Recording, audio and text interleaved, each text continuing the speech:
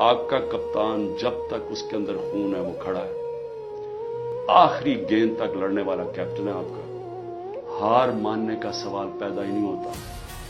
जो भी ये करेंगे मैं उसके लिए तैयार हूं। इसी कौम को भी मैं ये कहना चाहता हूं कि आपने किसी सूरत हार नहीं मानी।